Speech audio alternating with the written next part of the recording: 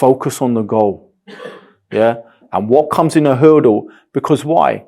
The goal becomes the prize, that's what drives you. Okay? You see what I mean? And when you're driven by the goal, what you've got to overcome to get to it actually becomes the not just a challenge, but you don't just accept it. You see how that's helping you get to where you need to get to. Do you see what I mean? And that's a very different mindset. Yeah? And that's the mindset of believers in essence. A lot of it is that mindset, but we're doing it with the purpose, the real purpose, which is what Allah created us for, which is what? To worship Him, to know Him. You understand? To worship Him and know Him is not absent of what? Of that struggle. Right? It's not absent of that. So every time you're pushing back on yourself like that, against something that your ego, your tongue, whatever it is, you're pushing back.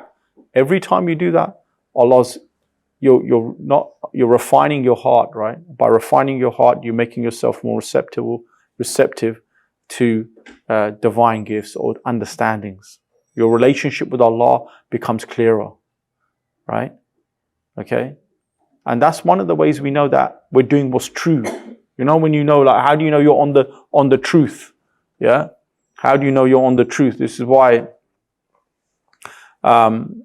Ibn Ata'illah, he says, amazing aphorism.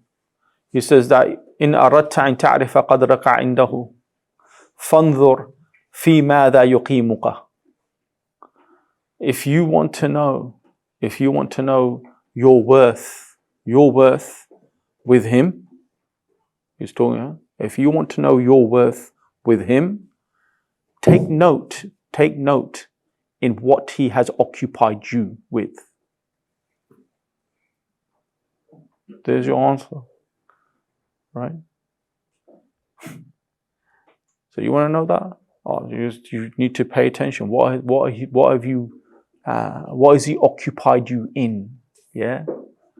What is He establishing you in? Is He establishing you in what? What's He establishing? Is it dunya? Is it just purely dunya? Because remember, that's the power of the deen as well. We do dunya, but when we do dunya in a way that we're doing it with the right mind and the right understanding, that becomes ibadah. Do you follow what I mean? So that's why, when we started off and I spoke about worship in the breadth of the meaning of worship, yeah? So actually when he says, فَانْظُرْ فِي مَاذَا يُقِيمُكَ, pay attention to what He has He has established you in. It's not just, the form of what you're doing is halal, it's work, it's dunya. You understand? You follow what I mean? So what does it mean then? فَانْظُرْ فِي مَاذَا يُقِيمُكَ. Then investigate. It's now in the how you are in what you're established in. In what way are you awake in what you're established in? In what way are you doing what you're established in? Do you see what I'm saying? The deen isn't about trying to be something so, we're normal people, man. You're going to work, you're going to do, it's not about, and in doing that in the prophetic way, you like to do that in the prophetic way, it all comes down to taqwa and mindfulness of Allah in everything, while you're there, what you're doing, and the more you're able to do that, the more ajr you're going to get, the more reward you're going to get, and the more closeness you get to Allah. Right? That's where things change that's where things change for us as individuals, right? Because at the end of the day, our relationship with Allah is a very personal relationship. It's not something that it's extremely it's extremely unique. Every one of us has a unique relationship with Allah. Every one of us. It's a unique relationship.